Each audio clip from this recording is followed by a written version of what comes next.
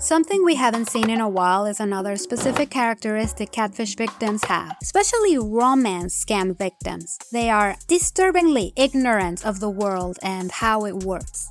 Our education over here in the U.S. should help the U.S. or should help South Africa and should help the Iraq and the Asian countries, so we will be able to build up our future. We're gonna watch some examples in a bit, but it's very interesting to see the gears turning just to say bigoted things about a country.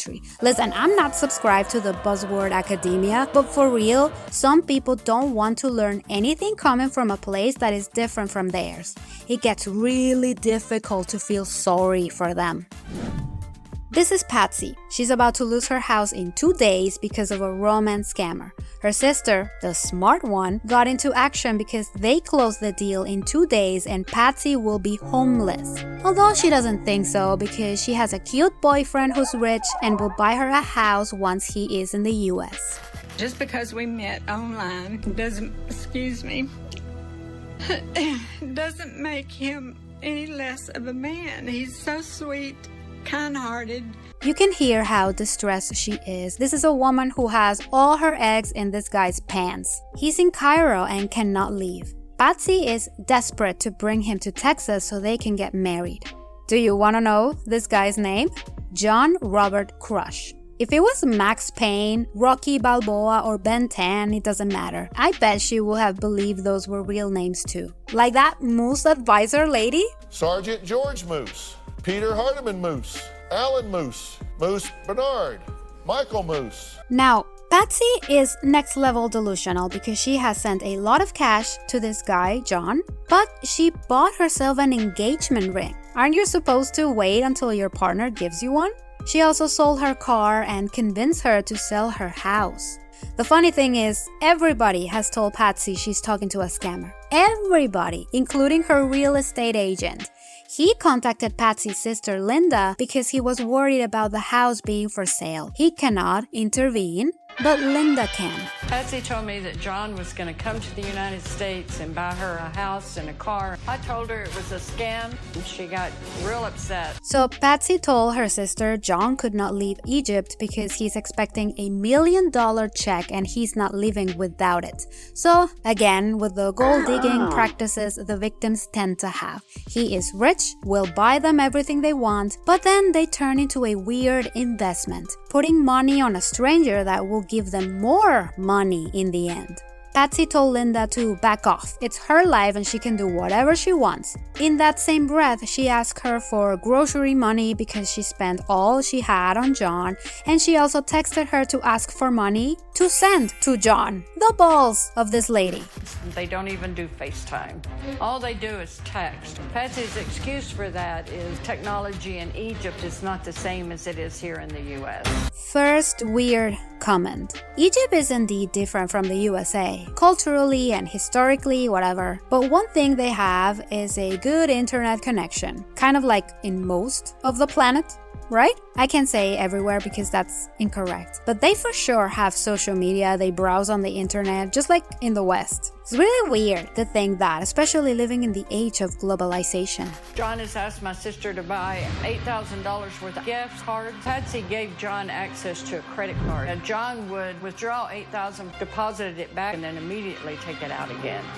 Her bank called her and told her it was a scam. Why would someone be interested in someone who is constantly asking for money while not reciprocating? They always claim to be important people, but they also live as if they are homeless. How were they surviving before the relationship started? Patsy is selling her house just so John can pay some of his debt. Talk about setting yourself on fire.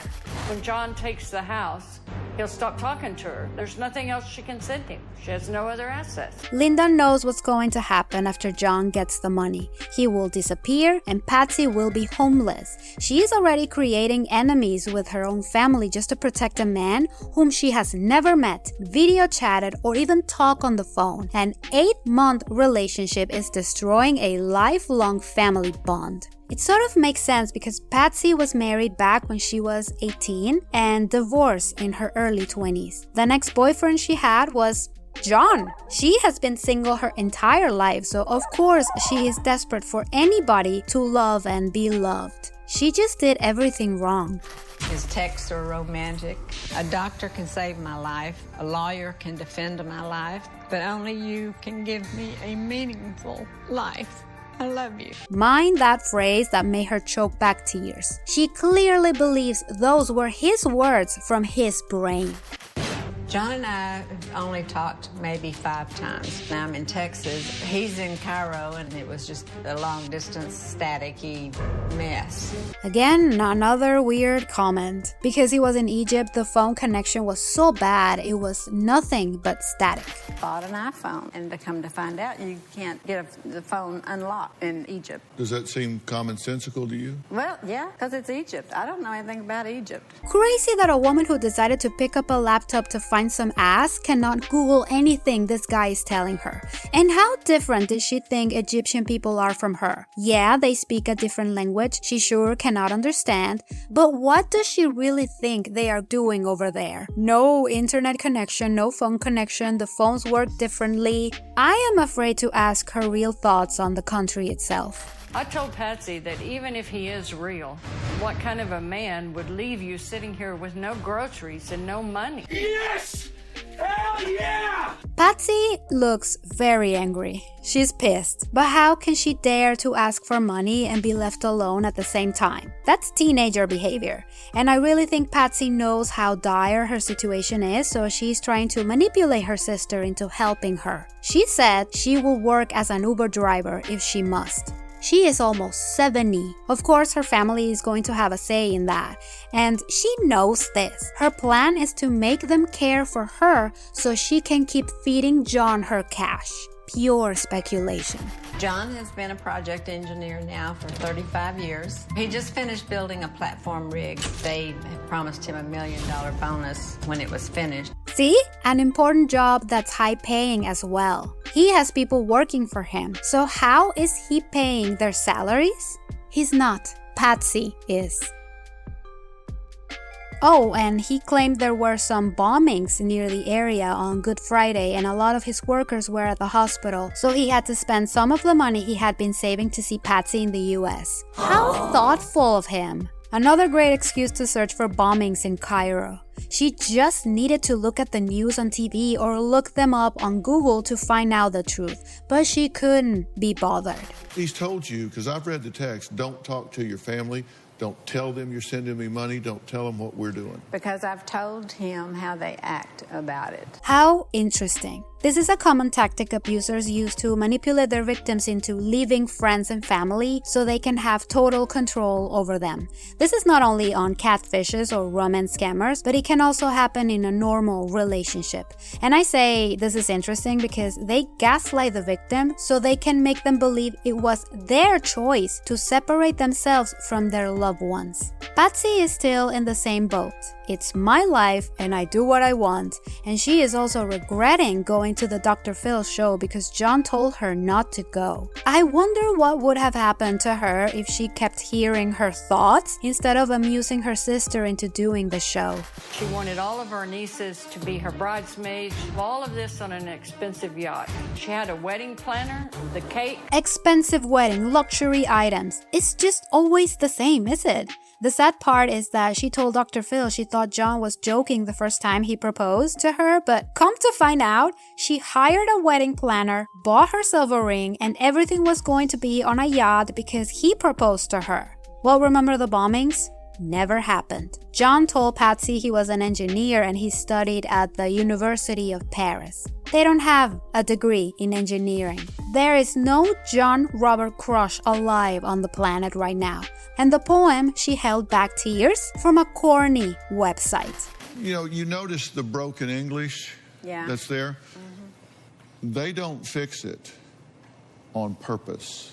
Dr. Phil somehow forgets to finish this thought, but scammers have horrible grammar, have thick accents, pick a career in a university that doesn't match, and claim to have all this money but somehow cannot use it for a reason. If they find someone who can look past all these red flags, they have the perfect victim. They will believe anything. Dr. Phil sent people to Egypt to find John, but there was nobody there. He even had a video chat with a TV host who was helping the crew over there. clear picture, and good reception. I have purchased a ticket from Cairo to Houston. He will not leave Egypt without that $1 million paycheck. That's what he kept telling me. She knows. She has to make excuses for him because deep down she knows exactly what's happening. After all the revelations, Patsy claims she understands the scam and she's no longer selling the house. I wish I could tell you what happened, but I had no idea. I do feel sorry for Patsy because she was so desperate for love and she overlooked the obvious. But how can you go through life with that level of obliviousness? I cannot believe she really thought Egypt was this empty, prehistoric, ancient place with no internet connection. It's ridiculous. Let's just hope she's doing fine and that she appreciates her family as they deserve, because without them, she would have nothing but her and her dumb stereotypes. Leave me your thoughts in the comments. Don't forget to subscribe and leave a like. It really helps. Here is this woman who was ready to dump her fiancé over a rich celebrity. But the interesting part is how everyone protects her instead of the victim. Thank you for watching. Braden Moose again on 25. Sergeant George Moose. I mean, well, it got in there. Just a moose.